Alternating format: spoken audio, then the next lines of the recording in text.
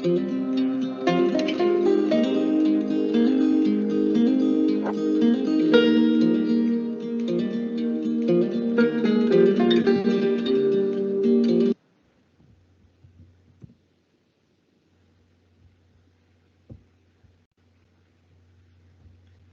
bien, bonjour à toutes et à tous. Je suis donc Sandrine Oliveira, responsable territoriale sur le département de la Moselle et des Vosges. Et j'ai le plaisir de vous accueillir aujourd'hui pour ce cycle d'ateliers, en fait de webinaires sur l'éducation thérapeutique du patient. Les patients et les professionnels en parlent. Aujourd'hui, nous aborderons un atelier sur la co-construction. Co-construire un programme d'éducation thérapeutique avec les patients, utopie ou réalité. Je ne serai pas seule dans l'animation, je serai accompagnée d'une formidable ressource, Karine Barrel, que je vais laisser se présenter. Merci Madame Oliveira, bonjour à tous. Donc Karine Barrel, patiente expert ressources, donc formée au 40 heures ETP bien évidemment, adhérente association Rénalou et France 1 tout simplement et impliquée dans différents projets d'éducation thérapeutique et formation. Merci beaucoup. Alors peut-être juste avant de commencer, je vais vous rappeler rapidement les règles d'échange sur Teams. Donc cet atelier va se découper en deux temps. Un premier temps où on va vous présenter le projet et on va écouter la parole des personnes sur justement ce thème de la co-construction. Et un deuxième temps où vous pourrez justement échanger et ensemble construire des recommandations sur cette co-construction. Pour ce faire, donc du coup, vous avez la possibilité en haut, pour ceux qui l'ont, une petite main pour demander la parole. Il suffit de cliquer sur l'icône et on a la main qui se lève. Pour ceux qui ne l'ont pas, il suffit de mettre sur le chat le souhait que vous vouliez prendre la parole. Nous avons deux modérateurs sur le chat, donc Anne-Patrice et Guillaume Just, qui vous distribueront la parole, relèveront vos commentaires, vos informations, vos questions, pour nous les soumettre. Du coup, ensuite, vous pouvez avoir un petit micro. Donc, si vous souhaitez prendre la parole, il suffit de cliquer sur l'icône du micro et vous aurez la parole. Vous pourrez prendre la parole. Pour éviter tout bruit, tout désagrément qui pourrait nuire un petit peu à ce webinaire, pensez bien à couper, une fois que vous avez pris la parole, votre micro pour éviter toute perturbation sur ce webinaire-là. Ceux qui n'ont pas la possibilité d'avoir la caméra, ce n'est pas grave, vous pouvez prendre la parole sans activer votre caméra, ou sinon il y a possibilité aussi d'activer votre caméra avec la petite caméra sur le haut. Voilà. Alors, du coup, ce projet était un projet qui a été financé par la Conférence régionale de la santé et de l'autonomie du Grand Est, avec le soutien financier de l'Agence régionale de santé, du Conseil régional et de la G2R, la mondiale. C'est un projet qui avait pour objectif d'améliorer la qualité de l'offre d'éducation thérapeutique du patient sur le Grand Est. Pour ce faire, on a mis en place des entretiens, donc des entretiens qualitatifs auprès de 3 publics.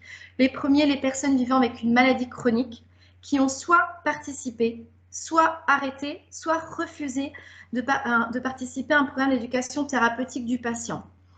Le deuxième public qu'on a été rencontré, c'est l'entourage qui accompagne et qui vit avec une personne atteinte d'une maladie chronique, et les professionnels qui sont au cœur des programmes d'éducation thérapeutique du patient. L'idée était de savoir un petit peu quels étaient leurs vécus par rapport à ces programmes d'éducation thérapeutique du patient.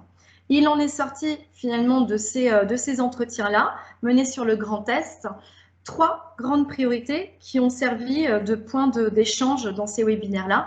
La première, c'était la problématique de l'inclusion des patients dans les programmes d'éducation thérapeutique.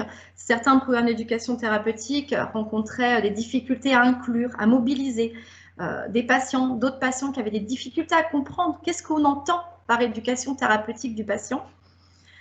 Le deuxième thème portait plutôt sur les difficultés d'accessibilité sur les programmes d'éducation thérapeutique, des difficultés d'accès d'ordre financier, géographique, temporel, avec des séances, des programmes qui étaient parfois réalisés sur une journée, qui étaient un peu contraints en termes de temps pour les personnes qui suivaient ces programmes-là, des programmes qui parfois sont éloignés d'où vivent les personnes. Et le troisième sujet qui est ressorti assez prioritairement, c'est la co-construction des programmes d'éducation thérapeutique, cette implication des patients dans les programmes d'éducation thérapeutique. De plus en plus, aujourd'hui, on voit fleurir des publications, des projets, des colloques, des webinaires sur ce sujet, sur l'engagement des personnes au sein des programmes d'éducation thérapeutique et voire plus largement au sein de leur parcours de santé, de vie. Mais qu'en est-il réellement, j'ai envie de vous dire? Qu'en est-il réellement sur le terrain? Que pensent ces personnes justement de cette implication? Est-ce simple? N'est-ce pas simple? Est-ce difficile? Quelles difficultés ils rencontrent? Du coup, je vais vous laisser écouter des témoignages qu'on a recueillis tout au long de ces entretiens-là et ensuite nous pourrons échanger sur ces témoignages.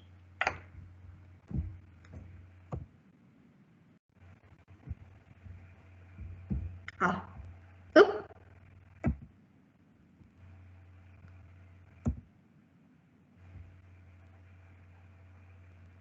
Est-ce que tout le monde... Alors, attendez, j'ai des petites difficultés. Est-ce que tout le monde voit mon diaporama? Ça va? Tout va bien. Mais non, j'ai pas du tout été sollicitée pour la construction du programme de l'agent. Construisant, forcément, on est un peu impliqué dans l'écriture. En fait, on s'est un peu partagé les tâches. Elle, au niveau vraiment purement médical, et moi, au niveau patient, comment le patient pouvait ressentir la chose et les questions qu'il pouvait avoir et comment il souhaitait que l'atelier se passe. Enfin, on nous demande qui participe, ceci, cela.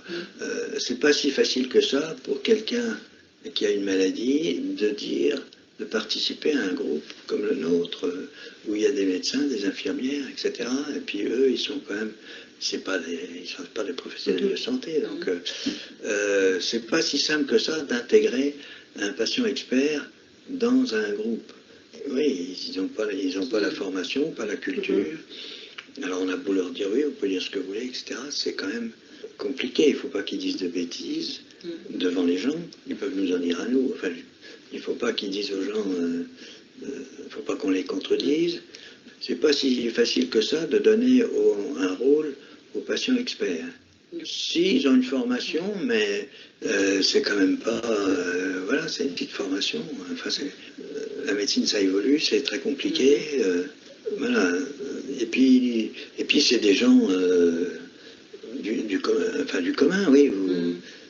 C'est pas facile de prendre la parole ou de dire devant des spécialistes, je voudrais ci, je voudrais ça.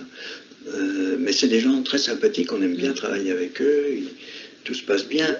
Mais pour qu'ils prennent un certain leadership, c'est compliqué. Vous décidez de faire de l'ETP ou de faire entrer quelqu'un dans l'ETP, vous perdez du pouvoir, hein. Vous transférez quelque chose à quelqu'un d'autre. Ça aussi, c'est compliqué pour un professionnel de santé. Un médecin a l'habitude de parler avec des mots techniques que personne ne comprend à part lui. Lors d'éducation thérapeutique, le patient ressource est aussi là justement pour freiner le médecin en disant dès qu'il y a un mot technique, il faut l'expliquer. Pour qu'en fait que tous les patients qui n'ont jamais fait médecine puissent comprendre ce que le médecin veut dire. Donc c'est aussi important parce qu'en consultation, on n'ose pas dire stop, là j'ai rien compris, là j'ai rien compris, là j'ai rien compris, ça fait un peu lourd. En ETP, c'est aussi un peu le but de parler en mots simples que tout le monde comprend. On est dans une association de donner de mauvaises informations et c'est pour ça que je souhaitais vraiment vivement faire cette formation ETP, là, les 40 heures, pour éviter de faire des erreurs. Mais je reste toujours assez prudente quand même quand je parle avec les gens. Je dis écoutez, parlez-en à votre médecin, donc je reste prudente. Le programme diabète, on l'a fait, en fait on l'a construit avec des patients. Donc en fait j'ai fait un comité de pilotage, un groupe patient, un groupe professionnel. Chacun a d'abord travaillé de son côté et ensuite on a réuni tout le monde et on a travaillé. Alors il y avait une association et sinon ils n'étaient pas d'association. C'était des patients diabétiques. Mais c'est hyper intéressant parce qu'en fait vous avez le programme type du professionnel, le programme pas type du patient, puis vous essayez de faire croiser les deux, quoi. Il y a un problème de rétribution. Alors, par exemple, les patients experts dont on a parlé, je trouve c'est incroyable. Et ils viennent gratuitement. On ne leur paye même pas les frais de transport. C'est même plus que du bénévolat, parce que pour peu qu'ils aient un métier, ça leur prend du temps, ou même un temps de famille, et ils viennent gratuitement. Alors, plus maintenant, mais à une époque, on avait quelqu'un qui venait de Nancy, donc 25-30 minutes de voiture, aller-retour. Donc c'est des frais, c'est du temps, gratuitement. Oui, en général, elles sont très motivées, oui. On ne parle pas du soutien alors que associatif, je pense qu'on a aussi quelque part notre côté où on peut apporter notre pierre à l'édifice sans prendre le dessus sur le médecin ou quoi que ce soit. On ne se substitue jamais au médecin. Mais par contre, on nous dit souvent, quand on repart de nos permanences, de nos rencontres, ah ben maintenant je vais mieux, je comprends mieux. Parce que tout ce qui nous est posé comme question, ils ne peuvent pas le poser au médecin parce qu'il n'a pas le temps, tout simplement. Quand ils veulent parler un peu plus en profondeur sur les problématiques qu'ils rencontrent dans leur famille, avec les gens qui ne comprennent pas, avec le travail, etc., c'est un aspect qui n'est pas vu par les médecins, parce qu'ils n'ont pas le temps. Et donc, quelque part, au niveau des ETP, il faudrait donner cette piste. Beaucoup de constats, beaucoup de choses qui ressortent, en tout cas de ces témoignages-là, des choses que nous avons déjà échangées sur certains temps et que je pense que vous avez déjà pu entendre aussi à d'autres occasions. La première, c'est quand on entend parler d'implication des personnes dans les programmes d'éducation thérapeutique, de quelle implication parle-t-on? Quel degré d'implication? Sur quelle participation on est? Est-on sur une codécision ou une animation de séance? Quelles sont les conditions, si nécessaire, pour favoriser cette implication? On a entendu des témoignages qui parlaient de cette difficulté financière, de cette difficulté aussi temporelle de prendre du temps pour venir, du temps bénévole. Comment on peut accompagner les patients qui souhaiteraient s'impliquer ou comment accompagner les professionnels pour accueillir cette implication et cette envie? Parce qu'on a entendu tout à l'heure quelqu'un qui parlait d'une perte de pouvoir. C'est une perte de pouvoir pour les professionnels. Comment les décideurs ils peuvent soutenir cette implication? On voit bien que on a quelqu'un qui parle, j'ai besoin d'avoir une formation pour m'impliquer, pour ne pas dire de bêtises. Comment on peut soutenir justement cette implication-là?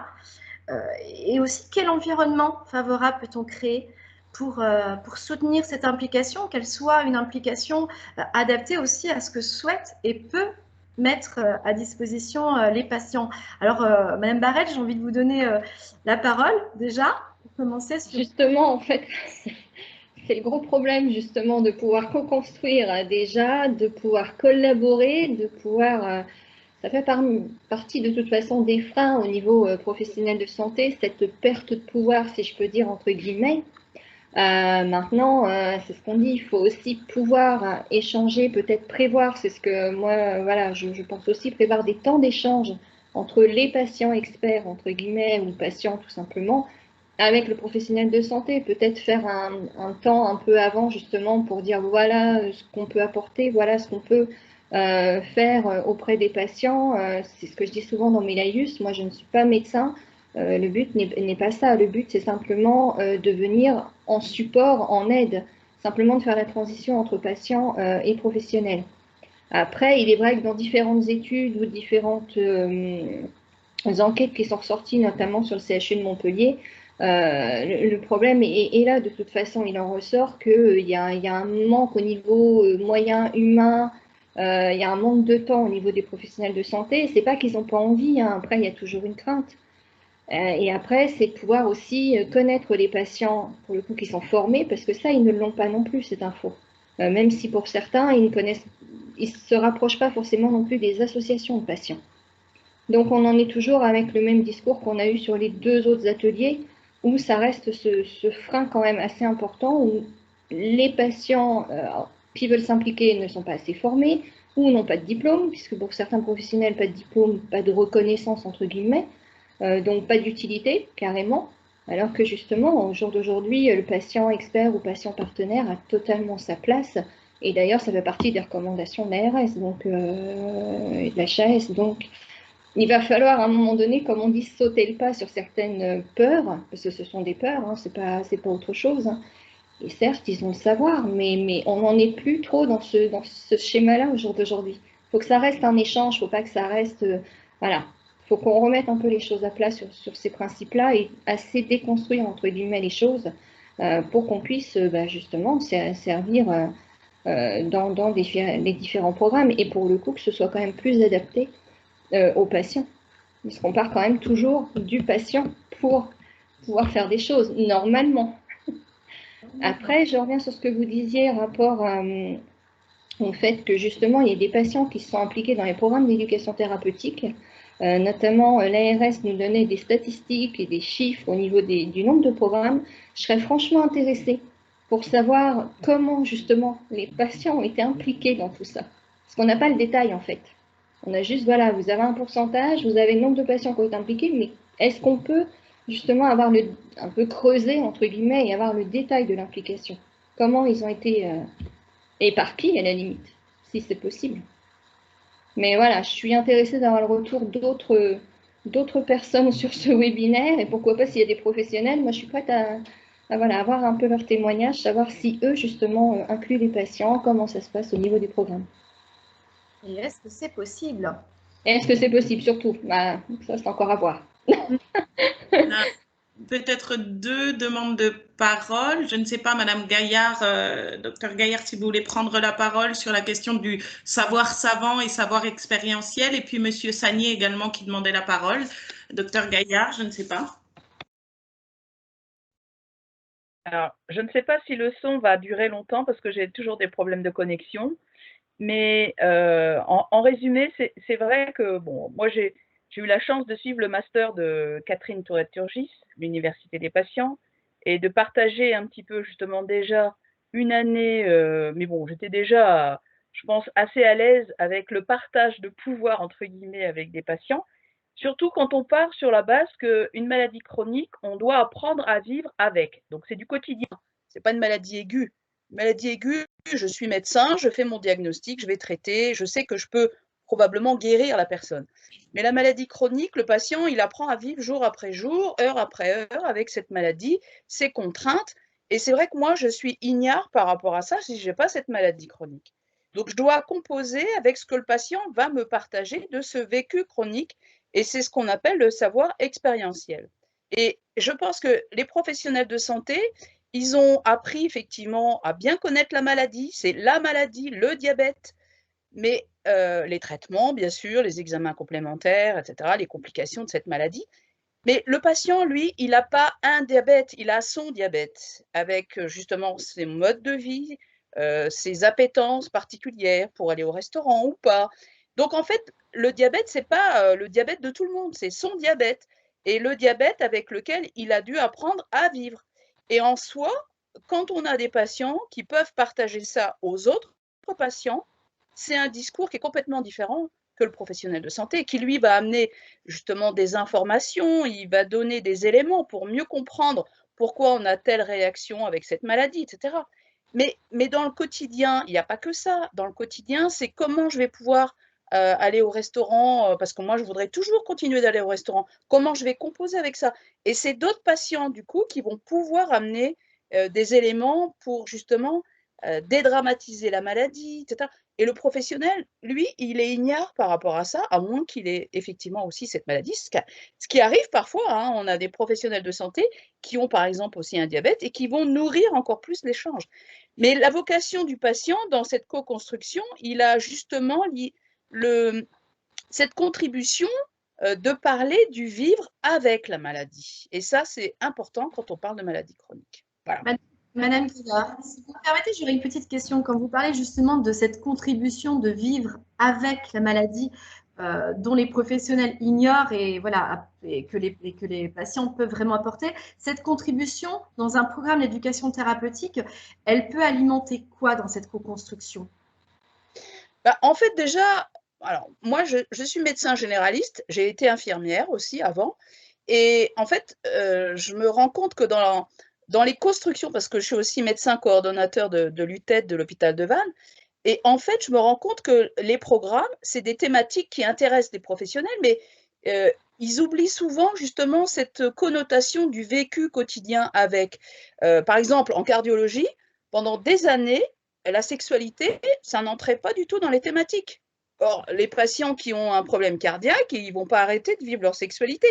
C'est des thématiques, en fait, qui ne touchent pas le quotidien. Ça va être le traitement, les complications, la diététique, l'activité physique. Et derrière, en fait, dans le titre, on voit tout de suite s'ils se mettent à la place du patient ou pas. Il y a des thématiques, c'est vraiment, ça fait purement médical, alors qu'il y a d'autres ateliers. Je vais penser par exemple à un titre déjà de programme d'une patiente en Bretagne que j'aime bien côtoyer, qui s'appelle Pascale Lambrecht, qui est du côté du Finistère. Elle a développé un programme et elle est la coordinatrice au sein d'une structure libérale d'un programme sur les douleurs chroniques. Et en fait, c'est mes mots et moi et moi. Mais tout de suite, on comprend la connotation de ce quoi on va parler. Alors qu'un professionnel de santé, son programme, il va être avec un titre justement sur les traitements. Mais en fait, on reproduit notre mode de connaissance et on voit que ça va être plus magistral. Ça va laisser moins de place à l'expression justement du quotidien. Alors qu'un atelier d'éducation thérapeutique, ça doit être d'abord sur le quotidien. Et après, le professionnel, il arrive à apporter une touche justement de connaissance pour mieux appréhender certaines choses qu'on n'avait peut-être pas pigées. Mais notre rôle, il est surtout de mettre en avant ces parcours de vie, ces problématiques. Et d'ailleurs, les patients, tout de suite, ils y voient leur intérêt et ils remercient d'avoir pu bénéficier d'un atelier où on a parlé d'eux et de ce qu'ils ont vécu avec la maladie, et ils repartent avec la banane et ils ont vraiment envie de revenir. Et c'est ça l'éducation thérapeutique. Merci beaucoup. Monsieur Sagnier, je crois, voulait prendre la parole. Oui, merci beaucoup. Merci encore pour cette journée que je suis avec grand intérêt, évidemment. Moi, ce que je voulais dire, ça va être rapide. Je vais dire sur cet enjeu de la co-construction. D'une part, il y a pas mal il y a des choses qui sont aidantes. Il y a le cadre législatif et les réglementaires qui invitent justement à la fois à la co-animation, à la co-construction, puisque les agences sont supposées, j'allais dire, identifier justement les programmes qu'ils font et inciter les équipes à faire. La deuxième chose, c'est qu'il y a un cadre de travail et j'y vois là deux perspectives. Le premier, peut-être un avantage des filières maladies rares qui justement investissent, qui opposaient un cadre de gouvernance, mouvement associatif et professionnel de santé, qui permet de poser déjà un travail collaboratif en général. Et si c'est un objectif de la filière, un travail collaboratif dans le domaine de l'éducation thérapeutique. Alors, c'est le cas évidemment dans le domaine de la filière MEMO, qui est la filière des maladies hémorragiques, puisqu'à l'origine, le groupe de travail avait été créé, interdisciplinaire, professionnel de santé patient, avait été créé par le mouvement associatif, et ensuite s'est intégré dans la filière MEMO, maladies rares. Ce qui est intéressant d'ailleurs en termes de dynamique et d'historique de travail entre professionnels de santé et patients. Mais ce n'est pas simple de travailler entre professionnels de santé et patients. Pourquoi? Et je pense un élément, c'est que ce n'est pas simple pour eux, parce que dire pour des professionnels de santé qu'ils ne savent pas, ce n'est pas vraiment quelque chose auquel ils se sont formés. Donc, ça suppose un doigté, une approche, et notre expérience en tant que mouvement associatif, Association française des hémophiles, ça a été dans cet apprivoisement, ça a été de faire appel à un tiers. En l'occurrence, c'était à l'époque l'Université Paris 13, aujourd'hui l'Université Paris-Nord, Sorbonne, le laboratoire d'éducation et de pratique en santé. Mais aujourd'hui, ça serait à nouveau peut-être un laboratoire de recherche, ou une UTEP, ou un IREPS, ou une IREPS, ou un pôle de ressources qui pourrait avoir cette vocation-là pour aider à co-construire. Au fond, poser les bases entre les deux, j'allais dire, dire, de réduire cette asymétrie qui serait inhérente, j'allais dire, à la conception que se font les professionnels de santé, j'allais dire, de leur posture, et de faire en sorte qu'il y ait un réel travail collaboratif. Je suis tout à fait d'accord avec la brillante intervention du docteur Gaillard sur l'enjeu de la complémentarité savoir-patient, savoir médical. En termes de contenu, vous posiez cette question, Sandrine Oliveira, je pense que en termes de concrètement, qu'est-ce que ça donne au fond ce travail commun? Ça permet de retravailler tous les contenus pour savoir, par exemple, s'ils correspondent aux réels besoins des patients. C'est pour ça d'ailleurs que c'est intéressant d'avoir une image assez précise d'un contexte d'une pathologie, c'est-à-dire au fond, quels sont les besoins des patients. Ce contexte peut être national, il peut être régional, il peut être encore plus fin que ça, lié à des pathologies spécifiques. Il peut être sur les titres, ne serait-ce que les titres des ateliers. Je me souviens, moi, avoir vu un jour un titre « Manger en pleine conscience ». Bon, eh ben, je pense qu'il faut avoir un bac plus 10 pour comprendre ce que ça veut dire. Donc, les besoins éducatifs et construire ensuite des objectifs pédagogiques qui correspondent à ça. C'est là où, évidemment, un tiers expert en éducation thérapeutique peut soutenir, au fond, cette démarche de concrétisation des ateliers. Je rajoutais juste 2 points. Un, la formation des patients, ressources, intervenants dans le domaine de l'éducation thérapeutique est un élément important parce que aider ses pairs à apprendre, ce n'est pas si simple. Il faut savoir tirer un certain nombre avoir une certaine distance, user de son vécu, de son expérience dans une visée pédagogique et pas simplement de témoignage, savoir utiliser des outils pédagogiques, co-animer avec des professionnels de santé. Karine Barrel l'a montré tout à l'heure, l'a dit tout à l'heure, ou un autre intervenant pendant l'entretien, pendant les témoignages de son, a dit que voilà, la place de chacun n'était pas forcément simple. Et j'étais très heureux d'entendre notre patient ressource d'Alsace dans ce reportage qui a dit l'enjeu de la reformulation des termes médicaux, qui est un des passages et un des rôles des patients justement dans ce travail. Donc, tout cela, à mon avis, formalise la construction, soit en termes de cadre, soit en termes de contenu pédagogique. Mais c'est un travail absolument passionnant à mener. Voilà, j'arrête parce que je pourrais continuer des heures. Très intéressant, merci beaucoup Monsieur Sagnier. C'est vrai que ça soulève aussi une question de fond quand vous dites de retravailler la concrétisation des ateliers, cette asymétrie, ça soulève aussi quel positionnement des décideurs et des directions qui, voilà, quelle place ils laissent aussi à cette implication des patients. C'est-à-dire que retravailler une concrétisation des ateliers, c'est aussi à un moment donné peut-être le temps des bilans annuels, le temps des évaluations quadriennales, de se dire finalement ces ateliers, est-ce qu'ils correspondent aux besoins ou non de nos patients, comment on peut les retravailler avec des patients. Ça veut dire que ne pas attendre que tout soit construit, mais bien impliquer dès le départ aussi dans cette réflexion les personnes. Et c'est vrai que ça demande aussi peut-être que les décideurs soutiennent en tout cas cet engagement-là. On avait peut-être, je ne sais pas, Madame Suter, excusez-moi si je ne dis pas bien votre nom, qui était intervenue dans le chat en indiquant peut-être c'est différent aussi cette co-construction en fonction des étapes de la maladie, des lieux. Je ne sais pas, Madame Suter, si vous voulez prendre la parole à ce sujet.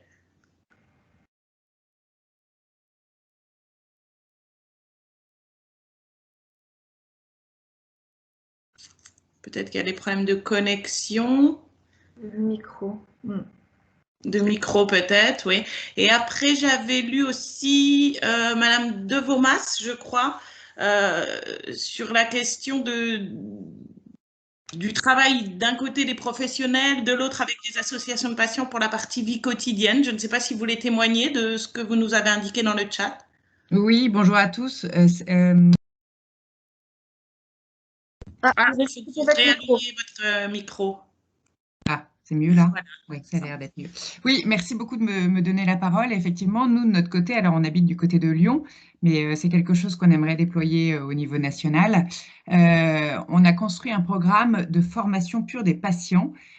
Donc, effectivement, comme le dit le docteur Gaillard très justement, nous, on s'occupe vraiment de la partie pour laquelle on a été formé, en fait, sur la partie médicale, de la pathologie et de ce qui se passe dans le corps et qui ne fonctionne plus correctement pour que le patient comprenne et puisse prendre en sa possession en fait les éléments médicaux qu'il doit connaître pour pouvoir après se prendre en charge correctement. Et puis après, pour tout ce qui est vie quotidienne et puis accompagnement du patient, etc., là, c'est vrai qu'on réoriente sur les associations de patients où il peut y avoir des groupes de parole, où il peut y avoir entre patients, effectivement, et là, ce sont des patients qui se retrouvent entre eux, entre patients pour pouvoir toucher du doigt en fait la vie quotidienne et les problématiques du quotidien et de vivre avec une maladie au quotidien. Donc, mais une chose est sûre, c'est que nous, on ne fait pas de programme d'ETP pur et dur, puisque en fait, on n'est pas sur différents ateliers, on n'a pas plusieurs ateliers à suivre, et puis il n'y a pas de première visite de bilan. Donc, c'est vraiment quelque chose où on apporte à un moment donné aux patients un savoir médical, en fait, sur des informations qu'ils ont besoin d'avoir, et puis après, ils se tournent vers les associations de patients pour le quotidien. Voilà, c'est un format un peu plus light, mais c'est vrai qu'on a du mal à faire rentrer dans les cases de l'éducation thérapeutique pure, puisqu'on ne correspond pas à tous les critères classiques de l'éducation thérapeutique. Et puis encore une fois, alors pour revenir sur le côté co-construction avec les patients, on est parti des patients. C'est vrai qu'on avait fait une petite enquête et on est parti avec les patients. C'est eux qui nous ont exprimé en fait leur manque de ce côté-là et dans cette indication, dans cette pathologie-là. Et donc, on a monté le programme avec eux. Ouais, on a démarré avec eux. Après, peut-être que c'est peut-être plus facile pour des infirmiers qui ont un accès aux patients qui est peut-être un peu plus aisé. C'est vrai que quand on est dans une consultation médicale avec un médecin, c'est vrai que le patient, il est peut-être un peu moins, il est plus impressionné par les diplômes, donc il a peut-être moins cet accès. Et surtout que nous, alors ça aussi, il faut le savoir, on est des infirmiers libéraux. Et donc, on est à domicile, on n'est pas dans un système hospitalier. C'est vrai que c'est une dimension peut-être, on connaît le patient dans son quotidien. Voilà. Moi, je voudrais revenir sur quelque chose que vous avez construit. Oui. Le programme avec les patients, c'est-à-dire oui. C'est-à-dire qu'en fait, on a beaucoup recueilli leurs besoins. On a eu beaucoup de conversations avec les patients et de leurs besoins, en fait, est né le programme de formation. C'est-à-dire qu'en fait, ils nous ont dit que, là, dans l'indication dans laquelle on travaille, c'est dans l'assistance médicale à la procréation. Et donc, c'est effectivement une maladie qui n'est ni aiguë ni chronique, mais mine de rien, qui peut durer jusqu'à 4 ans. Donc, on s'installe quand même dans la chronicité, même si on ne l'annonce pas directement aux patients. Et en fait, on leur a demandé qu'est-ce qui leur manquait pour pouvoir comprendre les traitements et puis les protocoles après qu'ils allaient devoir suivre. Et donc, ils nous ont fait remonter leur non-compréhension des affaires et des problématiques médicales. Et donc, c'est de là qu'on s'est dit, bon, il faut vraiment qu'on leur apporte un savoir médical pur et dur sur la pathologie, comment ça se passe de façon normale, quand quelqu'un n'est pas malade, comment ça se passe et comment ça se passe pour cette personne-là qui a des problématiques, des problèmes liés à des problèmes de fertilité, quoi. Et donc, on leur a réexpliqué à ce moment-là, on leur réexplique vraiment la partie normale et puis la partie pas normale, je dirais, enfin la partie pathologie. Voilà. D'accord. Juste pour vous embêter encore 2 secondes, pardon, parce que du coup, ça m'intrigue. Est-ce que du coup, vous avez envisagé, parce que c'est vrai qu'on entend beaucoup de parler de différentes figures du patient actuellement, c'est quelque chose qui ressort beaucoup, hein, le patient expert, partenaire, ressources, intervenant, formateur. Est-ce que vous avez envisagé de les faire intervenir dans la formation ? C'est-à-dire carrément d'aller jusqu'à cette implication qui pourrait vraiment augmenter, à les faire intervenir dans la formation ? Oui, votre question est pleine de sens parce qu'effectivement, nous, c'est notre, j'allais dire, c'est presque notre Graal. Si on arrive à faire prendre la parole à un patient, ça voudra dire qu'en fait, on aura tout réussi. Ça voudra dire qu'en fait, il voudra à son tour retransmettre ce qu'il a reçu. Et donc ça n'a pas de prix en fait. Un patient qui parle à un patient, ça n'a pas de prix par rapport à un professionnel de santé qui parle à des patients. Il y a tout de suite une relation qui est un peu biaisée. Et alors, pour l'instant, on n'a pas encore trouvé de patients qui étaient OK dans cette indication-là pour s'impliquer comme ça, parce qu'en plus, c'est une indication peut-être un peu particulière. Mais ceci étant dit, oui, on aimerait beaucoup en arriver là. Et que ce soit plus des infirmiers ou alors que ce soit une association infirmiers-patients qui interviennent, effectivement. Ouais. Merci beaucoup, hein, merci. Je crois que Madame Sutter a, ou je ne sais pas si je prononce bien les noms, excusez-moi, a levé la main. Voilà. Est-ce que vous m'entendez? Oui, on vous entend. C'est bon. Alors en fait, oui, je suis un peu intervenue tout à l'heure parce que je pense qu'il y a quand même une différence entre les temps d'intervention. Quand c'est au tout début de la pathologie, les éléments médicaux, physiopathologiques, etc., je pense, sont incontournables. On ne peut pas imaginer démarrer sur autre chose. Et je pense que les patients qui interviennent dans les programmes seraient certainement d'accord avec moi. Par contre, il est sûr que le quotidien, à distance, à 6 mois, 1 an, 2 ans, c'est par là qu'il faut rentrer, c'est sûr. Et je ne vois même pas où est le problème à ce moment-là pour faire intervenir des patients. Pour moi, c'est incontournable. Je pense qu'il nous a fallu beaucoup de temps, parce que moi je suis infirmière, je travaille en hospitalier, maintenant je travaille dans un réseau de santé. Il nous a fallu du temps pour imaginer qu'on puisse faire participer des patients, c'est sûr. Mais bon, il faut être tolérant avec nous, on a besoin d'avancer aussi, et on n'apprend jamais plus qu'avec des patients. Et ça, il faut que tout le monde en soit conscient, mais les réticences sont là. Et pour lever ces barrières, eh ben, il faudra malheureusement du temps, et je demande aux patients d'être bienveillants avec nous.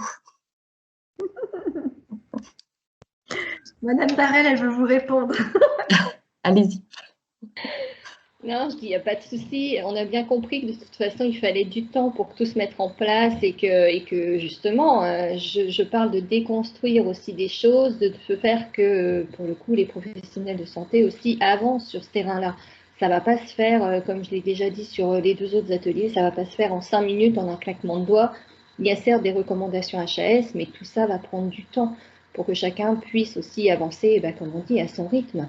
Maintenant, il y a des initiatives qui se font de plus en plus. Madame de Vaumas en a parlé tout à l'heure. Il y a de plus en plus de programmes et de personnes, pour le coup, de professionnels qui incluent des patients. Donc, c'est une petite porte, on ouvre petit à petit. Petit à petit, ça va se faire. Ça demande encore un peu de temps. On est compréhensible là-dessus et puis ça s'entend, il n'y a aucun problème.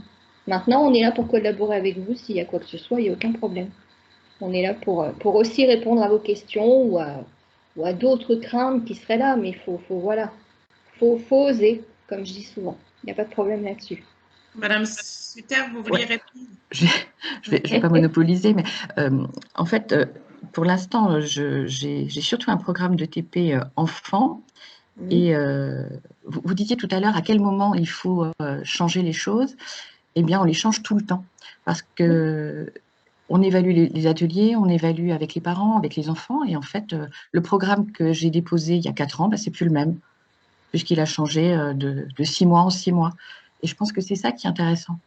Alors, ça nous met bien sûr, nous, en difficulté aussi, parce qu'il faut qu'on y travaille, et ça demande, comme tout à l'heure, on en a parlé, beaucoup de temps, beaucoup d'implication. Le temps, on n'en a pas toujours, mais je crois que c'est à ce prix-là qu'on va gagner, tous. C'est déjà beau de voir que vous adaptez au fur et à mesure, donc c'est déjà très bien, au contraire. Il y a des programmes qui restent figés pendant 4 ans et qui ne bougent pas, donc là, vous avez aussi une belle évolution, au contraire. Au contraire. Peut-être pour donner la parole à un patient, Monsieur Charel, et puis aussi Madame Persiani qui avait demandé la parole. Monsieur Charel, vous vouliez dire quelque chose? Oui, bonjour à tous. Comme je l'ai déjà dit dans plusieurs webinaires, je pense qu'il faut que nous, patients, experts, ressources, partenaires en général, on soit les moteurs. Il faut qu'on essaye au mieux, c'est de se regrouper au sein des établissements, hein, parce que bon, les grands établissements, enfin les établissements, donc on représente plusieurs pathologies, ont plusieurs pathologies au sein de leur structure. Il faut qu'on essaye de se regrouper. Il y a aussi dans les établissements des professionnels de santé qui sont acquis à notre cause, on va dire, hein, qui sont partenaires pour le TP, qui ont cette démarche, hein, qui ont déjà changé un peu de paradigme. Et c'est avec eux, il faut qu'on travaille ensemble, faire des petits groupes de travail au sein des établissements. Et en mettant en place des projets, c'est comme ça qu'on va arriver à mettre en valeur l'ETP et tout ce qui est le partenariat patient. Je pense qu'il y a quelque chose à faire. J'étais hier encore dans une formation en santé mentale. C'est la même démarche. On a les mêmes. Je pense que là, actuellement, tout le monde est un petit peu branché sur cette thématique. Il faut qu'on se groupe et qu'on arrive à travailler, et quitte à faire des petits groupes au sein des établissements avec des professionnels très attachés. Et là, parmi tous les personnes qui sont là, on voit bien qu'il y a des professionnels qui sont emballés par le sujet. Donc c'est avec ces gens-là et avec ces patients ressources qu'on va arriver à faire quelque chose. Là, on l'a dit déjà, faut qu'on fasse connaître le TP, et déjà, il faut commencer au sein de nos établissements. Et c'est comme ça qu'on arrivera à avancer. Alors maintenant, j'ai vu hier apparaître un futur projet de loi pour le bénévolat dans la santé. C'est un collègue qui m'a dit ça hier. Faut que je regarde ce que c'est, mais voilà. C'est à nous de nous mobiliser pour pouvoir faire avancer le schmilblick, comme on dit. Merci. Monsieur Charel, j'aurais une petite question par rapport à quand vous dites il faut qu'on se mobilise au sein des établissements voilà, pour être moteur. Je me posais une question par rapport aux maisons des usagers. On voit bien dans la Haute Autorité de Santé, ils recommandaient de… Oula, vous me faites… Est-ce que des endroits comme ça peut être un lieu aussi qui puisse voilà, fédérer des choses, mobiliser des personnes? Alors, j'ai participé à plusieurs maisons des usagers. Au début, j'y croyais, comme tous. Et au fil du temps, je me suis aperçu qu'on perdait notre temps, c'est le cas de le dire, hein, parce qu'en fait, personne ne vient. C'est pas les usagers qui viennent, c'est pas les aidants qui viennent. Hein. Quand on a la chance d'être deux membres d'association dans une maison des usagers, au moins on peut discuter entre nous, faire avancer les choses. Mais voilà, il y a très peu de patients qui viennent nous voir. C'est parce que voilà, ou ils ont peur qu'on les accroche parce qu'on est des associations et qu'on vienne un peu les toper. Moi, franchement, je ne crois plus en la maison des usagers. Je crois qu'il faut qu'on déploie des forces, comme je vous l'ai dit tout à l'heure, hein, faire des groupes de travail, des gens qui sont mobilisés, qui ont envie de travailler ensemble pour avancer. Et après, on arrivera à diffuser et puis avoir vraiment une nouvelle attitude par rapport aux patients, hein, d'être là. Il faut leur donner de l'espoir. Je crois que c'est notre devoir. On est là, on est les patients, on a vécu pas mal de choses. Je pense aussi à Karine, qui est un peu aussi dans mon cas. Voilà, il faut qu'on soit moteur. Et c'est avec, oui, je connais bien Thomas Sagnier, et plein d'autres gens comme ça. Et c'est à nous, franchement, d'avancer. Alors, je parle, bien sûr, j'ai un peu la casquette de militant, mais si on n'est pas militant dans ce domaine-là, eh bien, malheureusement, on n'arrivera pas. Donc, voilà, il faut qu'on s'arme de courage et qu'on y aille, qu'on ose, comme disait Karine, pour qu'on avance. Merci beaucoup. On avait Madame Persiani qui avait demandé la parole, peut-être Madame Schmitt, en tout cas, qui indique des choses sur le chat, et puis Monsieur Sagnier. Madame Persiani, vous vouliez prendre la parole? Oui, merci. Je voulais vous faire part d'une expérience d'il y a quelques années où j'ai accompagné un service de réadaptation cardiaque et où j'ai travaillé avec un groupe de professionnels du service, et puis je voyais à côté un groupe de patients. Et donc, c'était pour revenir aussi sur par quoi est-ce qu'on commence dans un programme? Est-ce que finalement, c'est pas autour de la maladie qu'on peut démarrer finalement un travail et une réflexion commune? Et donc, je voulais vous faire part de cette expérience-là parce que les professionnels partaient d'emblée du fait que les patients qui avaient eu une opération, parfois parce qu'ils avaient fait un infarctus par exemple, qu'ils avaient eu la pose de stent, partaient forcément du postulat que les patients avaient bien compris qu'ils avaient une pathologie. Et donc, effectivement, le programme démarrait sur les pathologies cardiaques. Alors que quand j'ai rencontré les patients, je leur ai posé des questions très, très larges. C'est-à-dire que je leur ai demandé comment ils se représentaient ce qu'ils avaient vécu, sans parler de maladie. Et on a aussi effectivement questionné le fait que ce qui pouvait leur être arrivé était une maladie. Et donc, il y avait le chef de service qui participait à ces temps avec les patients. Et il a été sidéré de constater qu'il y avait au moins 60 à 70% des patients dans ces premières séances qui indiquaient qu'ils n'étaient absolument pas malades, que ce n'était pas une maladie. Et que par contre, ce qui était difficile pour eux, c'était le fait qu'ils étaient encore dans une forme de sidération.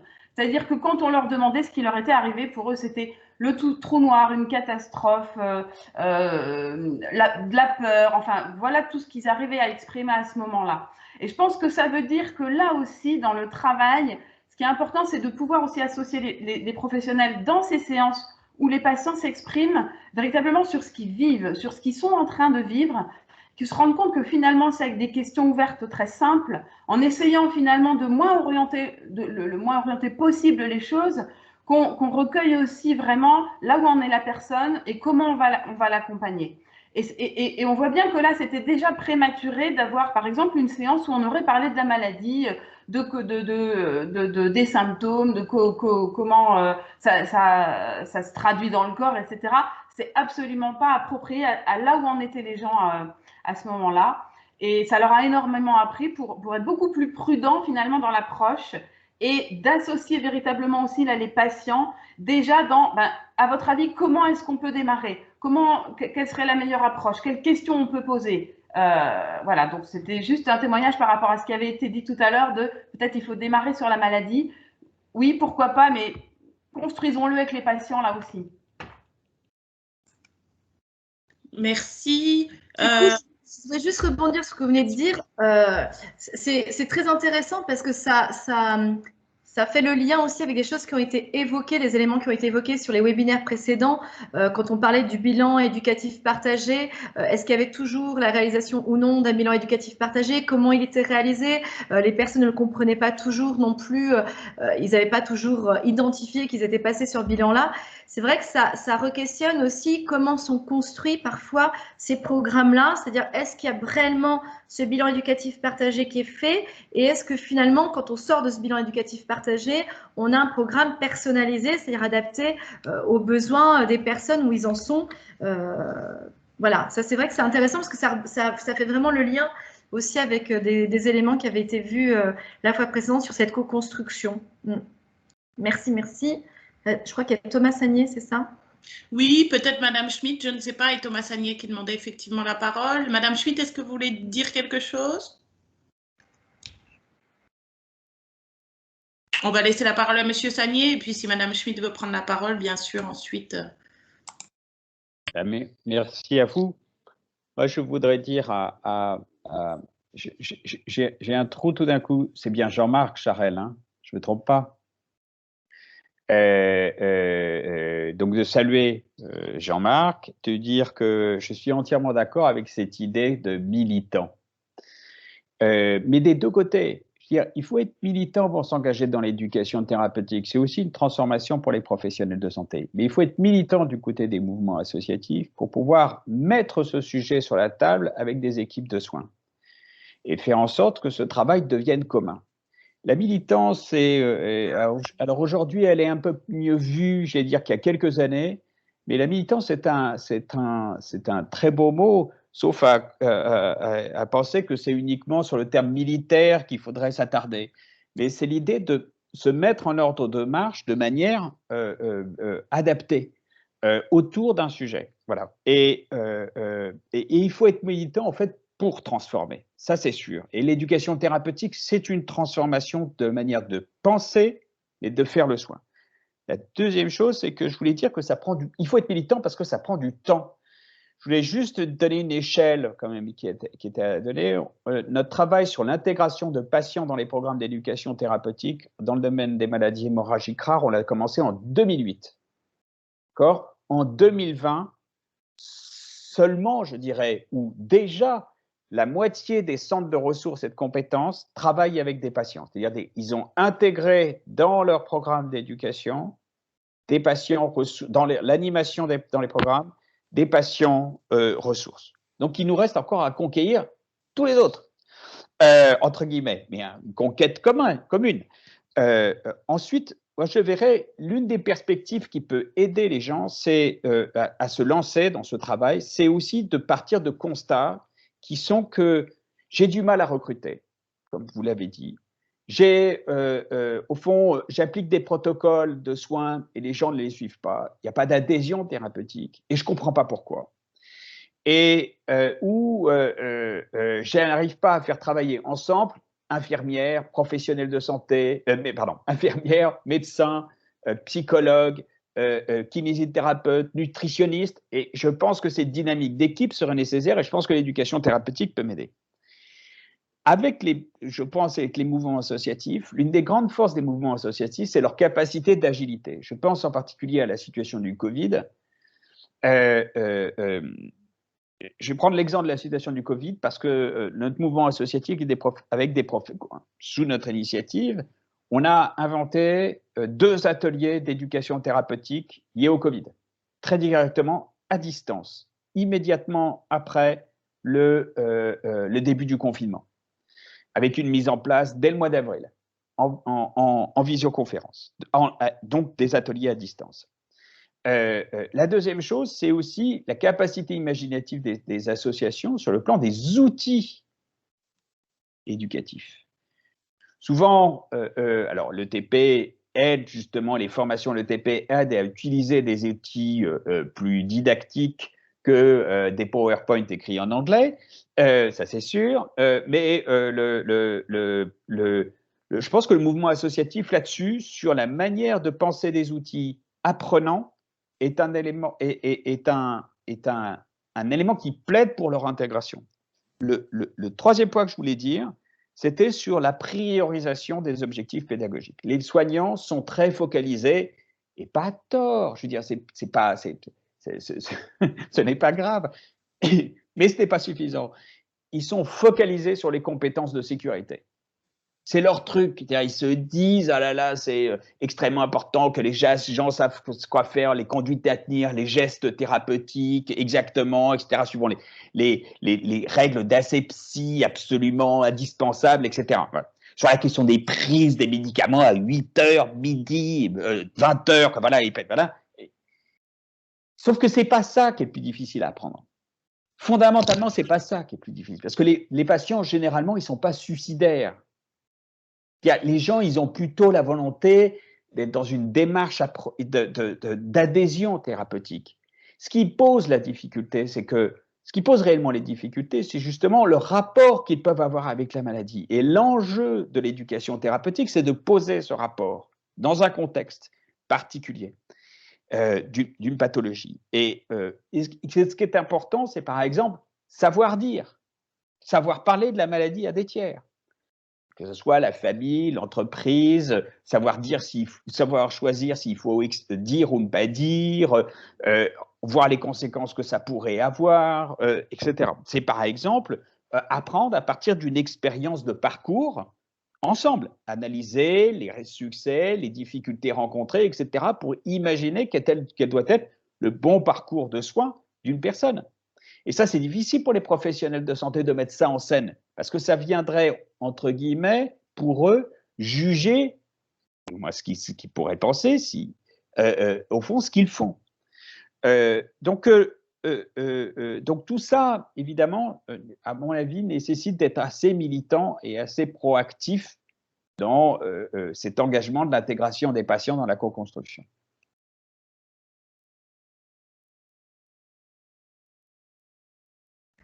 Merci beaucoup pour cette intervention, Monsieur Sani. Je crois que Madame Schmitt, qui du coup avait donné des éléments sur le chat, est partie. Voilà, je ne sais pas s'il y a d'autres personnes qui ont envie d'agir. Moi, j'avais aussi peut-être des éléments à vous questionner, puisque c'est quelque chose qui est ressorti, ce sont des éléments qui sont ressortis et à la fois des webinaires précédents, mais aussi de ces témoignages-là. La difficulté aussi pour certains patients sur la rémunération. La problématique de la rémunération, on voit bien que la Haute Autorité de Santé avait évoqué dans son dernier rapport soutenir l'engagement des usagers à travers différentes choses, que ce soit la valorisation des expériences, que ce soit un soutien financier. Comment ça se passe actuellement dans quand vous impliquez des patients ou quand vous êtes impliqué dans des programmes actuellement, comment ça se passe? Ah, ça ne se passe pas puisque personne ne prend la parole. Monsieur Charel. Bien, ben pour moi actuellement, en tant que représentant des usagers, parce que c'est une des principales portes d'entrée dans l'établissement, et bon, j'ai d'autres casquettes, donc c'est justement aussi une facilité. Là, pour l'instant, je pars déjà bénévole, je suis bénévole dans mon association, j'ai des responsabilités dans mon association, et je continue à travailler en tant que bénévole. Par contre, on me défraie de mes déplacements, comme me le fait mon association. Ça, c'est le minimum qu'on peut avoir. Après, la question du dédommagement, alors c'est peut-être aussi un des moyens à attirer plus de gens pour venir travailler avec nous. Mais bon, là, on rentre dans un débat, on en avait discuté avec Thomas, où on peut avoir des gens qui sont bénévoles, d'autres qui sont rémunérés. Je pense qu'il va y avoir, peut-être au début, tout est beau et ça va bien. À un moment donné, il va y avoir des discordances. Après, voilà, c'est vraiment la question qu'il faut qu'on réfléchisse, à laquelle on doit réfléchir. Parce que bon, c'est sûr que pour l'instant, le système profite, il y a des bénévoles, profitons-en, ça peut nous aider. C'est ce qui, a priori, serait dit plus ou moins dans ce projet de loi. Mais bon, malheureusement, actuellement, l'argent est aussi quelque chose, c'est aussi un des moteurs qu'il ne faut pas ignorer. Après, par exemple, quand on parle de formation, je pense que là, on vient suppléer à l'État. Donc là, je pense qu'à ce moment-là, on devrait quand même avoir une rémunération. Il y a certains cas où, autant quand je travaille avec des patients, j'apporte, parce que ça, c'est aussi mon côté militant, j'apporte mon bénévolat, parce que j'aurais aimé, moi, avoir ça quand j'étais malade, et que je ne l'ai pas eu. Mais dès lors où on prend une nouvelle posture, donc notamment dans la formation, là je pense qu'il faut qu'on soit rémunéré. Voilà, c'est un peu, mais ça c'est aussi un grand débat qu'on va avoir, notamment à France Asso Santé, puisque il y a un groupe de travail qui est en place. Moi j'en mets un en place en Auvergne-Rhône-Alpes, et voilà, il faut qu'on échange sur ce sujet parce que c'est quand même important. Oui, ça a été évoqué à la fois par des professionnels et des patients, justement, ce temps aussi que vous prenez pour vous investir. Et des fois, ces déplacements, ces coûts qui vous incombent pour cet investissement-là. Autre question aussi que j'aurais bien échangé avec vous par rapport à des recommandations. On a beaucoup évoqué la formation des patients. Est-elle nécessaire, n'est-elle pas nécessaire? Quelles conditions mettre en place pour que les personnes puissent s'impliquer et aussi avoir reconnaissance de ce savoir expérientiel, de justement cet acquis de l'expérience? Est-ce que, alors je vois que Monsieur Canap a levé la main tout de suite. Monsieur Canap, du coup. Oui, tout à fait. En fait, vous ne m'entendez pas? On vous entend mal, Monsieur Canap. Allez-y. Oui, en fait, ce que je voulais dire au niveau de la formation, c'est que la plupart des patients experts ont quand même la formation de 40 heures. Et au-delà de ça, les échanges que nous avons dans nos associations nous permettent quand même une remise à jour régulière. On ne vous entend pas très bien. On a entendu que les patients experts étaient formés aux 40 heures. C'est peut-être votre micro, Monsieur Canap, je ne sais pas. C'est peut-être votre micro plus. Essayez Vous m'entendez mieux? Oui, non, c'est pas terrible. Écoutez, je vais changer le système. Je pense que ce sera mieux. Mais on vous redonne la parole. Je donne la parole, oui. Je ne sais pas s'il y a d'autres personnes qui ont envie d'échanger justement sur cette formation, sur la nécessité ou non d'avoir des diplômes. Monsieur Charel? Oui, ben, je pense que sur ce sujet-là, je suis tout à fait d'accord. Il faut que il y ait une formation. D'abord, il y a un sujet, notamment la ROCO de l'HAS, sur l'engagement des usagers, qui nous fait un petit peu peur. C'est que quelqu'un s'auto-proclame patient, expert ou enfin que sais-je, sans qu'on sache d'où il vient, qui c'est, qu'est-ce qu'il représente. Ça, c'est quelque chose qu'il faut faire attention. Moi, je pense que il faut que ces gens qui sont intéressés, parce que ce sont des patients qui ont un vécu, qui ont donc un savoir expérientiel. Il faut déjà qu'ils aient du recul sur leur maladie et qu'ils puissent mettre en forme ce savoir de façon à pouvoir le restituer. Et ça passe par un minimum de formation. Ensuite, voilà, faut aussi s'intégrer. Quasiment maintenant, à peu près toutes les pathologies sont plus ou moins représentées par des associations. Donc, on ouvre justement à ces associations. C'est un cadre, parce qu'il faut aussi que le patient, quel qu'il soit, qui a sa propre expérience, il faut qu'il échange avec d'autres personnes qui ont la même pathologie, mais qui n'ont pas forcément la même expérience. Parce qu'en fait, on va s'acculturer de l'expérience de ses collègues. Moi, je le vois bien, j'étais insuffisant rénal, je le suis toujours, je suis greffé. Avant, j'ai dialysé, j'ai fait une dialyse à domicile, il y en a très peu. Donc, moi, je me suis acculturé auprès de mes collègues qui ont fait la dialyse en centre, en autodialyse, peu importe les systèmes, parce que je n'avais pas ces connaissances. Et ça m'a permis d'embrasser un petit peu, d'embrasser toutes les possibilités dans ma pathologie. Et c'est ça qui est enrichissant. Et ensuite, après, quand on s'engage dans le système de santé, on échange avec d'autres gens, d'autres pathologies. Et là, c'est là où on voit la transversalité des maladies chroniques et où on peut se retrouver, où on peut se reconnaître et où on peut échanger. Et ça, c'est quelque chose qui est très important. Et c'est avec ces échanges que tout le monde se fortifie et on a une vue, on va dire, un peu commune du sujet. D'accord. Mais du coup, une question qui se pose, parce qu'actuellement, on entend beaucoup parler quand même des patients qui seraient reconnus à travers leurs compétences et peut-être pas que à travers un diplôme. Du coup, ça vous questionne un peu plus, c'est ça, si j'entends? Si on diplômante, moi, ouais, bon, je suis un vieux de la vieille, donc je me passerai de ça.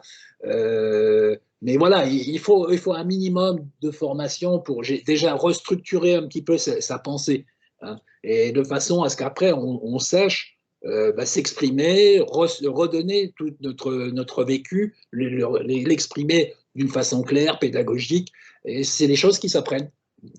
Donc, il faut un minimum de formation. La formation diplômante, si on va trop loin, j'ai peur que le diplôme cherche à une reconnaissance professionnelle.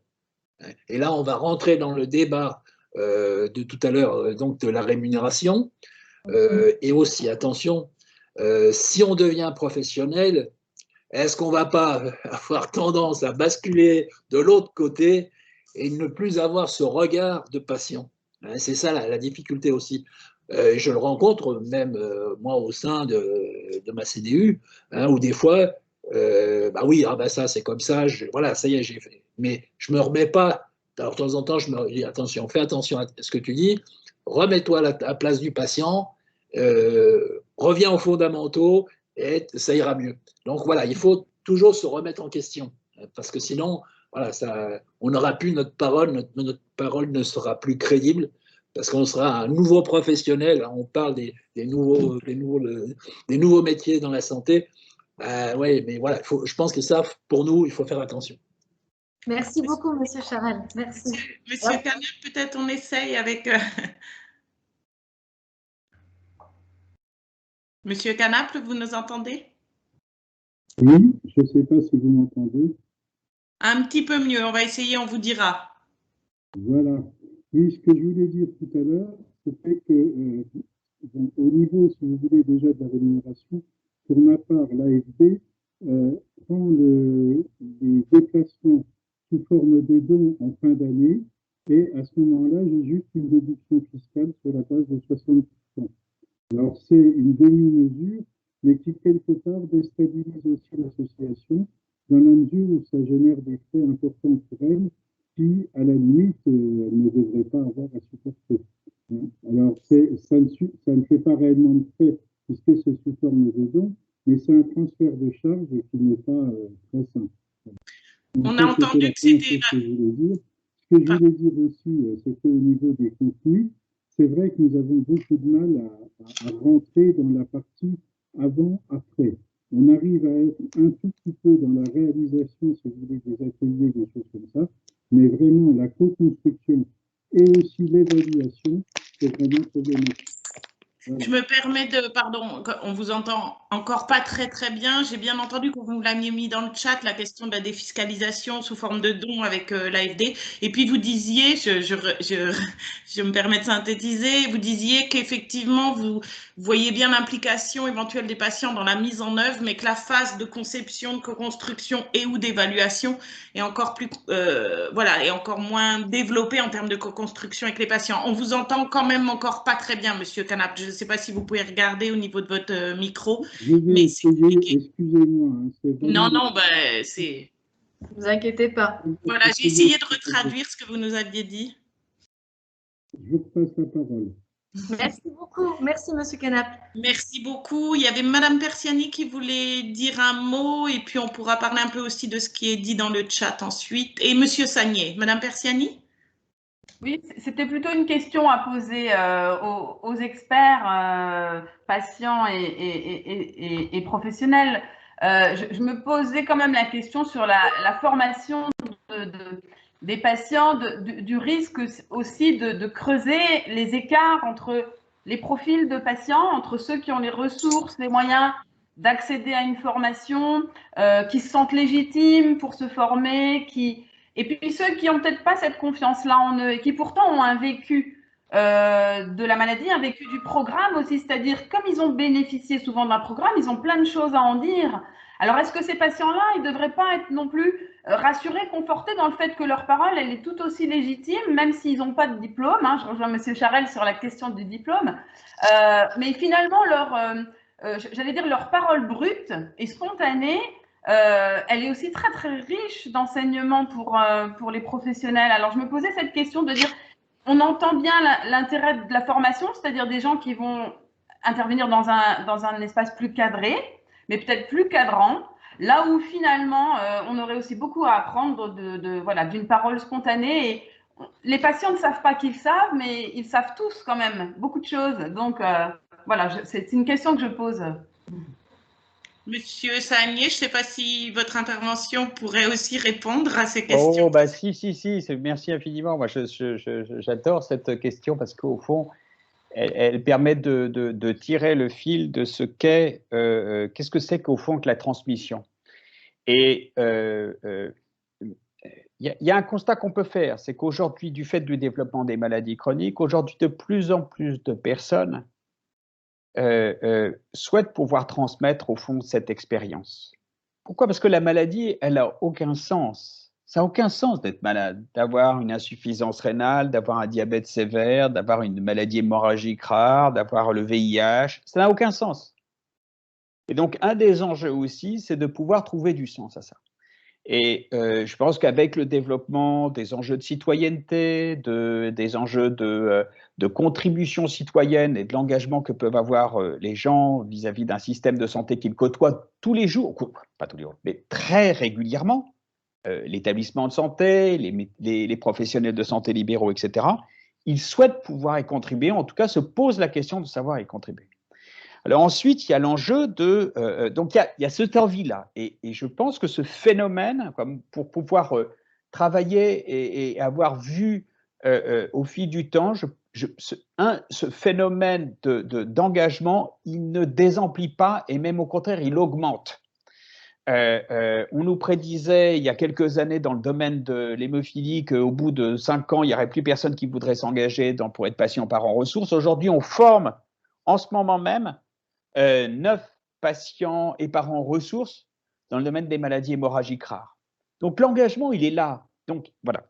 La question, c'est faut-il que ces personnes soient formées? Assurément, je pense que ces personnes, elles doivent être formées parce que, je répète, co-intervenir avec des professionnels de santé, ce n'est pas simple. D'autre part, que savoir tirer de son expérience en visée pédagogique ou utiliser son expérience dans une visée pédagogique, ce n'est pas simple, ça s'apprend. Voilà, donc rien que pour ces 2 éléments, alors on perdrait au fond une virginité. On perdrait la simplicité d'une parole, au fond, etc., brute, que tout le monde comprend, etc. Mais, d'une part, ce n'est pas exact. Moi, je suis encore patient. Et d'une part, on ne forme pas des super patients.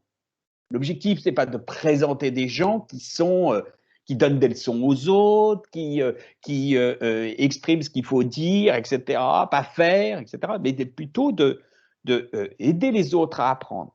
Donc, c'est une posture beaucoup plus humble dans la démarche d'éducation thérapeutique que l'intervention des patients ressources ou des patients intervenants formés. D'autre part, au fond, l'idée d'avoir que c'est pas… Alors, quand ils sont agrégés ou intégrés dans un milieu associatif, je pense que la crainte de Jean-Marc Charel, j'allais dire, est sans aucun doute atténuée. Sa crainte, évidemment, c'est la manipulation. Au fond, que quelqu'un soit utilisé par des professionnels de santé pour agiter comme un petit… Regardez notre petit patient, etc. Voilà. Bon, ça c'est un élément. Eh bien, je pense que là, la formation par des tiers, et je pense que les IREPS, les pôles de ressources, ont vocation à accompagner la formation de ces patients ressources qui sont en dehors des cadres associatifs. Et à l'occasion de ces formation, la sensibilisation à l'adhésion auprès des associations est nécessaire. Alors, on ne va pas faire ça avec un pistolet, parce que je rappelle qu'en droit français, l'adhésion à un groupement est libre, et voilà, donc on ne peut pas forcer les gens à adhérer à quoi que ce soit. Donc voilà, alors c'est peut-être un inconvénient là, mais c'est quand même une liberté fondamentale. Autrement, voilà, le débordement va très vite. Mais je voudrais surtout ce que je voulais surtout dire, c'est cette question de la virginité que vous avez évoquée, Marie Persiani. C'est un mythe, cette virginité. Les gens, ils ne sont pas vierges. On est toujours dans un contexte de vie. On a toujours un biais professionnel de santé et patient. On est toujours on a toujours un message à dire. On a toujours… L'enjeu de la formation, c'est justement de mettre cette intention-là à visée pédagogique. D'autre part, l'ETP a vocation justement à créer l'espace et le temps pour les échanges entre patients qu'on a envie de dire plus vrais, entre guillemets. Je ne sais pas trop ce que ça veut dire, mais plus vrai. Ça, c'est le rôle de l'éducation thérapeutique de mettre ça en scène, de le travailler. Tous les patients ressources et parents ressources que je vois et cette formation, je peux vous assurer au contraire, ils se sentent réinvestis par cette formation dans ce qu'au fond la maladie a comme conséquence pour eux. Et cette formation, elle a aussi pour eux un très grand de conséquences sur leur permet de revisiter dans un cadre, j'allais dire, soutenant ce que c'est que vivre avec, que d'être parent de personnes atteintes d'hémophilie. Donc, je ne crois pas à la virginité. Moi non plus. Hein. D'accord. Je parlais de spontanéité. Je parlais de spontanéité, c'est-à-dire qui décrète que le propos du patient, il est à visée pédagogique. C'est-à-dire qui décrète cette caractéristique que ça devient pédagogique. C'est la formation du patient ressource qui lui apprend ça, justement. Oui, mais effectivement, cette formation, elle est là non plus, elle n'est pas neutre, elle n'est pas vierge. Donc, c'est vrai qu'on voit bien qu'on prend quand même des orientations dans les formations. Comment il faudrait que les gens parlent de leur pathologie, etc. C'est-à-dire que, ce que je voulais dire, c'est qu'après, j'entends bien la question de la formation et de l'intérêt, parce qu'effectivement, on n'est pas sur comment dire, des expériences des personnels et des témoignages, et qu'il faut que ça aille au-delà de ça pour que ça ait du sens, effectivement, pour que ce soit partageable, etc. Ça, je l'entends tout à fait. Et ce que je voulais dire, c'est que on voit bien qu'il y a quand même des inégalités dans l'accès au programme et encore davantage, je pense, dans la participation des patients dans les programmes à toutes les étapes. Donc, ma question était plutôt de dire, est-ce que cette formation ne renforce-t-elle pas encore les inégalités? C'est-à-dire, c'est ceux qui ont le plus de ressources. Voilà. C'est un risque potentiel. Je terminerai juste par là. Nous, alors, je ne sais pas comment on fait, je ne sais pas très bien analyser comment, mais nos patients et parents en ressources, ils viennent de tous milieux sociaux, tous. Vraiment, quoi. Je veux dire, on a une chance. Alors, c'est peut-être la chance de notre mouvement associatif, dont les dirigeants aussi viennent de tous milieux sociaux.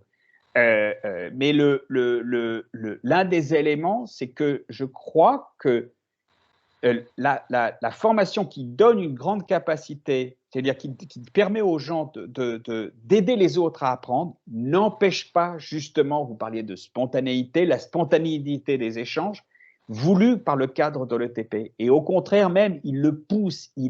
Un patient ressource, il sera particulièrement attentif à des gens qui ont plus de mal à s'exprimer, à ce qu'ils puissent le faire, à traduire les termes médicaux, à poser les questions pour eux, à interagir sur les thèmes dont il pourra faire émerger les termes dont il veut parler mais dont il n'ose pas parler, etc.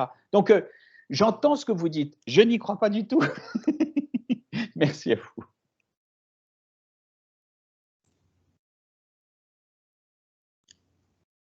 Ton micro est coupé, Sandrine. Merci beaucoup. On a plusieurs personnes. On a Monsieur Charel qui a mis un terme très intéressant dans le chat, hein, l'humilité. Je ne sais pas si vous voulez en dire quelques mots. Ben oui, parce que c'est l'essentiel. L'humilité vous ramène aux bases même de ce que l'on est. Et c'est ça qu'il faut, ce que je disais tout à l'heure, il faut avoir ce recul au départ sur sa maladie. Mais quand justement on devient, entre guillemets, professionnel plus ou moins, on perd cette virginité, comme on disait tout à l'heure. Il faut savoir prendre un peu de recul sur ce qu'on est devenu pour revenir à la base. Et l'humilité, c'est ça pour moi.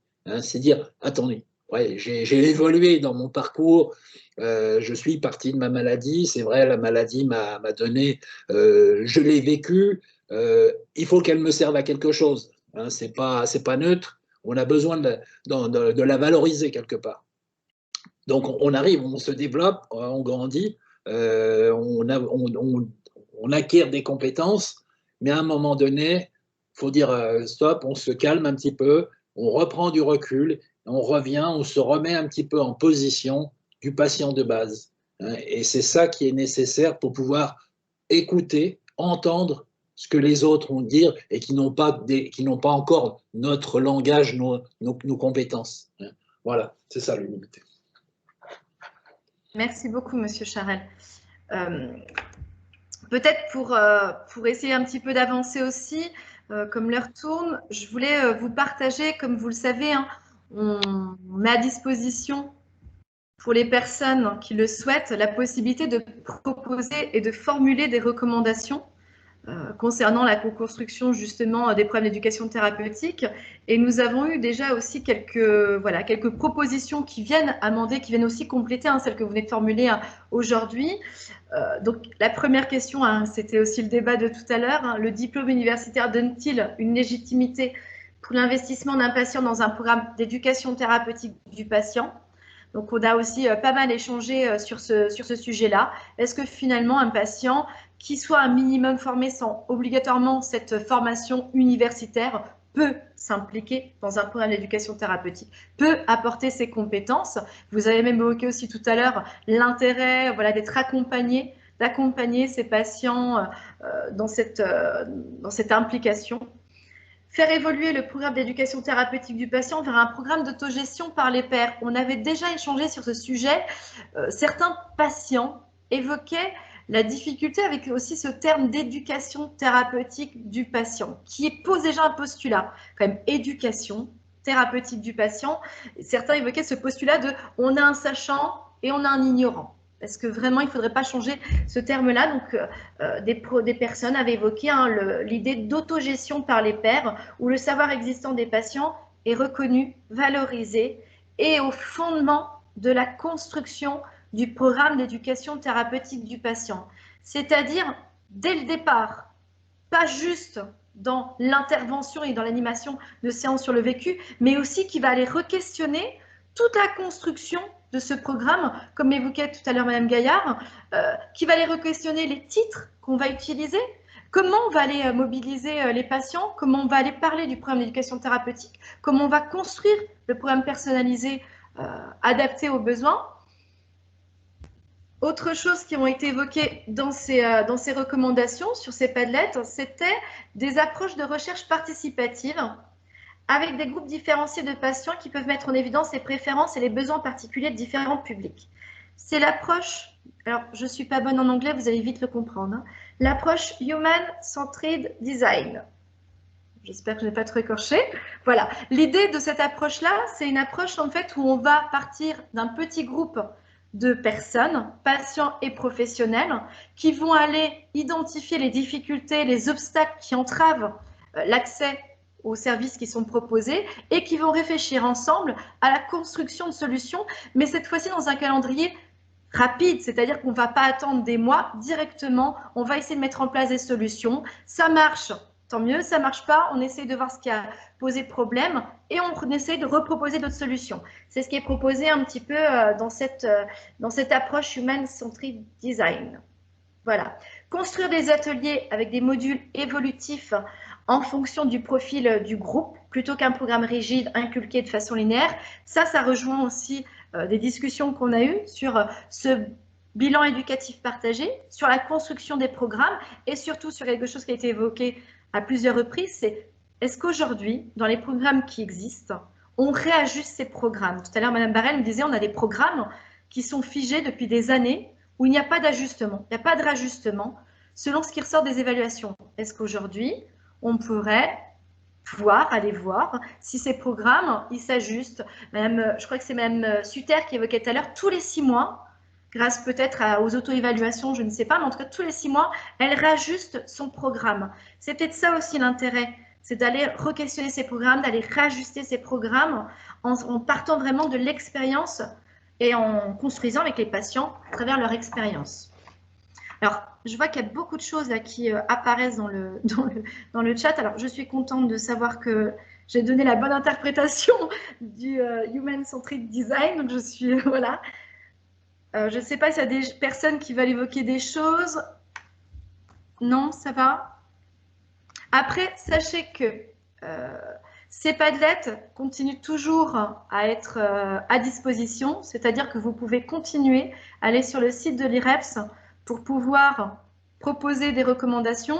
Ils seront arrêtés à partir de je dirais, début décembre, peut-être le 5-6, on les arrêtera le 5-6 pour pouvoir après derrière prendre toutes les recommandations qui ont été formulées à la fois dans les webinaires, à la fois dans les entretiens et à la fois dans ce site internet pour pouvoir les proposer à différentes je dirais, organismes, que ce soit France Association Santé, que ce soit l'URPS, médecins libéraux, l'ARS, voir comment, à travers ces recommandations qui ont été réfléchies par vous, on peut faire évoluer les choses. Donc ça sera l'occasion du dernier webinaire qui sera sous forme de table ronde, puisque nous aurons autour de la table différentes organisations, structures institutionnelles qui pourront voir comment ils pourront se rapproprier ces recommandations et comment on peut faire bouger des choses, quoi.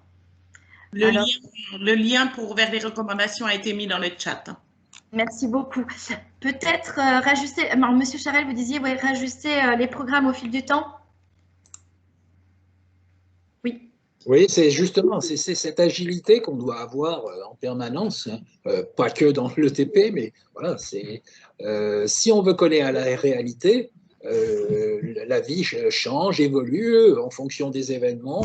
La crise, le Covid a été un élément majeur dans l'évolution. Il faut coller à la réalité du temps et c'est tout l'intérêt, hein, et c'est ce qu'on appelle dire être agile, c'est de coller à la réalité du temps et être présent au moment en fonction des besoins des gens qui sont là, qui sont en attente. Et c'est ça qui est performant. En tout cas, merci beaucoup. Vous me faites une très belle conclusion. C'est vrai qu'il faut s'adapter. Il faut s'adapter. Et je pense que c'était ce qu'on avait évoqué aussi dans cette première table ronde. Hein. C'est que toute offre, quelle qu'elle soit, qui soit proposée sur le territoire, doit s'adapter au public qu'elle est censée toucher. Et pour ce faire, pour s'adapter à ce public, elle doit connaître ce public. Elle doit savoir quelles sont ses spécificités, comment ils peuvent venir faire évoluer cette offre-là. Donc, c'est vrai que c'est une très belle conclusion, en tout cas, de cet atelier-là. Je vous remercie beaucoup et je voudrais aussi vraiment profiter de cet atelier pour remercier tous les participants qui ont participé, qui ont donné leur parole, qui ont donné leur temps pour répondre à nos entretiens et qui ont permis aussi de construire et d'identifier des priorités à travailler sur les programmes d'éducation thérapeutique du patient. Et ça, je voudrais vraiment remercier les patients, les professionnels et l'entourage, parce qu'ils ont vraiment investi beaucoup de temps. Je voudrais aussi remercier nos modérateurs qui ont suivi tous vos échanges sur le chat, qui ont été riches et qui ont permis aussi que tout se déroule correctement. Madame Barrel, ben voilà, Madame Barrel, hein, c'est vous nous avez permis aussi d'ajuster ce programme qui soit adapté aussi à vous. Donc, merci beaucoup à tous et j'espère vous retrouver pour la table ronde du 15 décembre. Donc, vous pouvez encore vous inscrire sur la table ronde du 15 décembre et on pourra aller remettre toutes vos recommandations aux différentes instances qui seront présentes, quoi. Je vous souhaite de passer une très bonne journée et je vous dis à très bientôt. Merci beaucoup. Merci à vous. Merci à vous. Au revoir. Au revoir, merci. Au revoir.